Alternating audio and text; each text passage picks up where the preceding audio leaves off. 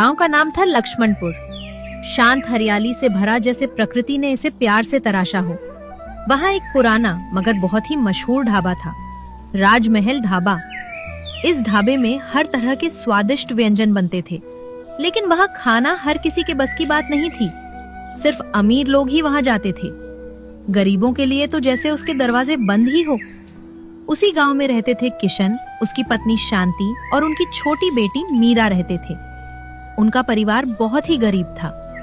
किशन रोज दूसरों के खेतों में मजदूरी करता और किसी तरह घर का खर्च चलता।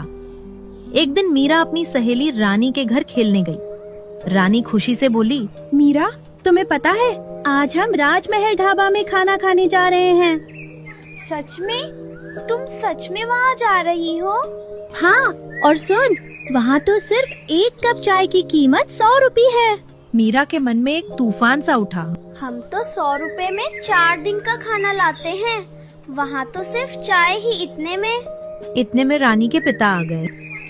चलो बेटा, देर हो रही है। पापा, क्या मीरा भी हमारे साथ चल सकती है? रानी के पिता का चेहरा सख्त हो गया। नहीं, वो जगह सबके लिए नहीं होती।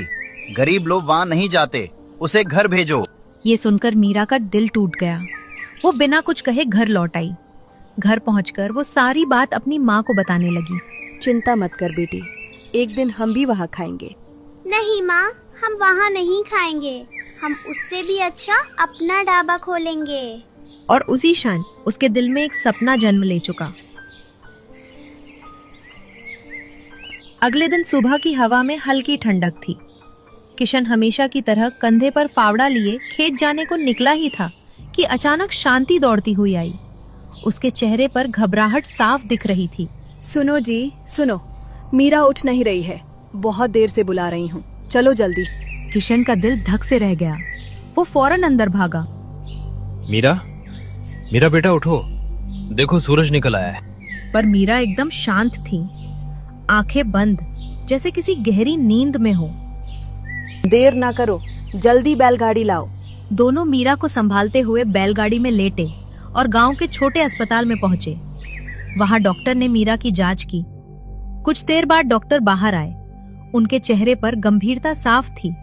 उन्होंने धीमे स्वर में पूछा, आप दोनों इस बच्ची के माता पिता हैं? हाँ डॉक्टर साहब, हमारी मीरा को क्या हुआ है? आपकी बेटी को कैंसर है और अब उसके पास ज्यादा समय नहीं बचा। किशन के हाथ ढीले पड़ गए। शांति जमीन पर बैठ गई, आंखों से आंसू झरने लगे। किशन ने कांपती आवाज में पूछा, डॉक्टर, कोई इलाज नहीं है क्या? कुछ तो होगा। अब इलाज संभव नहीं। आप अपनी बेटी को घर ले जाएं, उसके साथ समय बिताएं। किशन और शांति टूट चुके थे। वे मीरा को चुपचाप घर लाए। मीरा गहरी नींद में थी।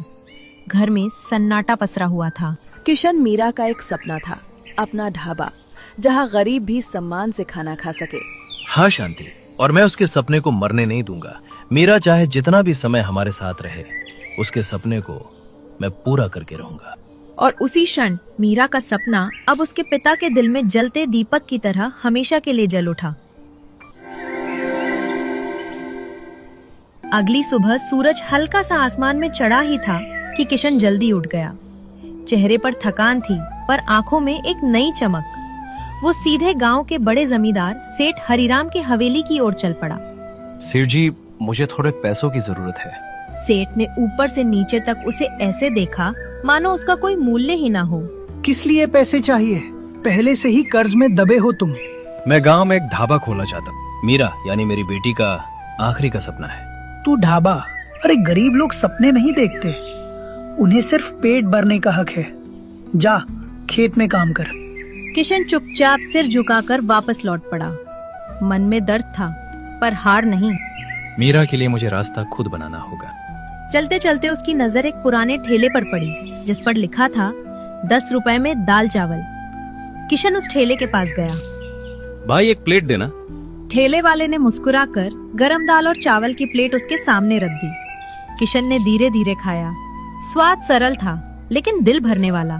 उसने पूछा, भाई तुम इतनी सस्ती प्लेट कैसे बेच लेते हो? मुनाफा होता है? थोड़ा ही सही, 3 से 4 रुपए बच जाते हैं। असल खुशी तो ये है कि गरीब आदमी पूरा पेट भर लेता है। ये सुनते ही किशन की आंखों में चमक दौड़ गई। बस ऐसे ही करूंगा शुरुआत। वो जल्दी जल्दी दौड़ते हुए अपने दोस्त मोहन के घर पहुंचा। मोहन, तुम्हारा पुराना ठेला है अभी? मोहन चकित हुआ। हाँ है, पर क्यों? मुझे चाहिए, मीरा का सपना पूरा करना है। मोहन ने बिना सवाल किए ठेला दे दिया। किशन ठेला लेकर घर लौटा। शांति चूल्हे के पास बैठी थी। शांति, मुझे एक रास्ता मिल गया। हम पहले ठेले से शुरुआत करेंगे। पर खाना कैसे सस्ता बनेगा? सरकार से जो राशन मिलता है उससे ज्यादा मात्रा में नियमित खरीदेंगे। दाल, चावल, रोटी, बस साधारण पर पेट भरने वाला खाना। और तुम कितने रुपए में बेचोगे एक प्लेट? बस 20 रुपए में, केवल 20 में पेट भर के खाना। शांति की आंखों में खुशी और गर्व चमक उठा। 20 रुपए में तो हर गरीब खा सकेगा और मीरा का सपना भी जिंदा रहेगा। हाँ, कल से हमारा ठेला लगेगा। यही होगा मीरा का पहला कदम। कल उनके जीवन का नया सूरज उगने वाला था। अगले दिन सुबह किशन ने ठेले को अच्छे से धोकर चमकाया। उसने दाल चढ़ाई, रोटियां सेकी और ऊपर एक बड़ा सा बोर्ड लगाया, 20 रुपए में भरपेट खाना। गांव के चौक में जब उसने ठेला लगाया, धीरे धीरे लोग आने लगे। कुछ बच्चों ने ठेले के पास से गुजरते हुए पूछा, काका, क्या सच में 20 रुपए में भरपेट खाना मिलेगा? हाँ बेटा, यहाँ से कोई भूखा नहीं जाएगा। उसी वक्त 2 थके हारे किसान पेड़ के नीचे बैठे थे। भाई आज भी वही कल वाली बासी सब्जी लाया हूँ, घर में कुछ नहीं था।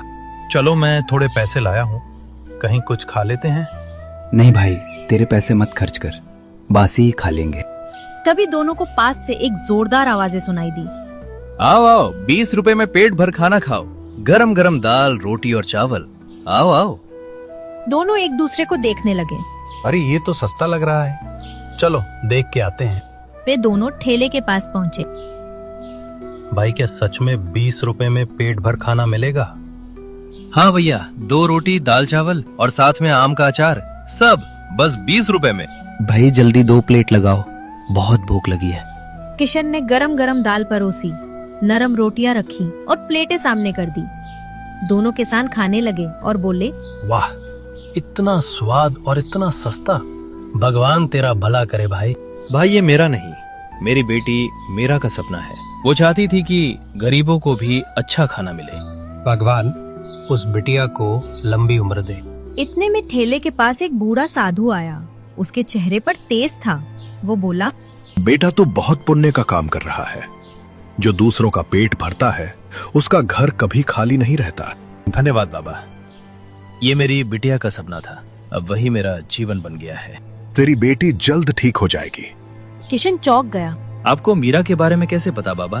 जिसका मन सच्चा हो उसकी बात भगवान तक पहुंचती है बेटा। ये कहकर वे धीरे धीरे वहाँ से चले गए। किशन देर तक सोचता रहा। उन्हें कैसे पता चला कि मीरा बीमार है? शाम तक उसके ठेले पर भीड़ लगी रही। कोई किसान धन्यवाद कहता, कोई मजदूर मुस्कुराता। हर प्लेट में सिर्फ खाना नहीं, दुआ भी मिलती थी। रात को जब किशन घर लौटा, शांति दरवाजे पर खड़ी थी। उसने मुस्कुराते हुए कहा, आज तो पूरे गांव में तुम्हारे ठेले की चर्चा है। सब कहते हैं अब कोई भूखा नहीं सोएगा।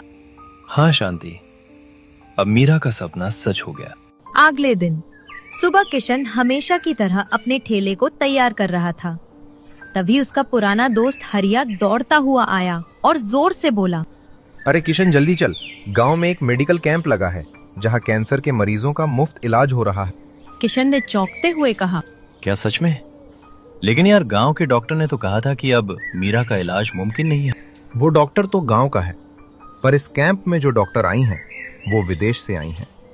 एक बार कोशिश तो कर ले भाई, क्या पता चमत्कार हो जाए।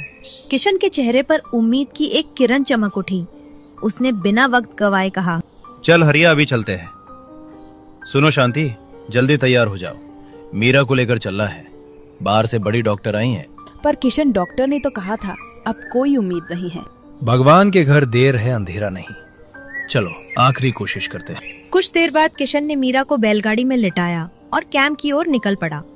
रास्ते में वो बस भगवान का नाम लिए जा रहा था। डॉक्टर मैडम ने मुस्कुराकर मीरा की जांच की। थोड़ी देर बाद वो बाहर आई और बोली, कौन है मीरा के माता पिता? डॉक्टर साहिबा, क्या हुआ हमारी बच्ची को? आपकी बेटी को कैंसर नहीं है। किशन और शांति एक दूसरे को देखने लगे। क्या कहा आपने? उसे बस एक छोटी सी बीमारी है, मैंने दवाई लिख दी है। सही समय पर दवा दो, वो कुछ ही दिनों में बिल्कुल ठीक हो जाएगी। किशन की आंखों से खुशी के आंसू निकल पड़े। भगवान आपका भला करे डॉक्टर साहिबा, आपने हमें एक नई जिंदगी दे दी। वो मीरा को लेकर घर लौटे। शांति खुशी से बोली, सुनो जी, देखो ना, भगवान ने हमारी सुन ली। भगवान के घर देर है, अंधेर नहीं। मीरा को अब होश आ गया था। उसने धीमी आवाज में कहा, पापा क्या हुआ था मुझे? अब सब ठीक है बेटा, और हाँ, तुम्हारे लिए एक सरप्राइज भी है। क्या है पापा? कल सुबह देख लेना। अब दवा खाओ और आराम करो। अगली सुबह जैसे ही मीरा जागी, उसने कहा, पापा मेरा सरप्राइज कहाँ है? चलो बाहर दिखाता हूँ। मीरा जब बाहर आई तो सामने चमकता हुआ ठेला खड़ा था। उस पर लिखा था 20 रुपए में भर पेट खाना।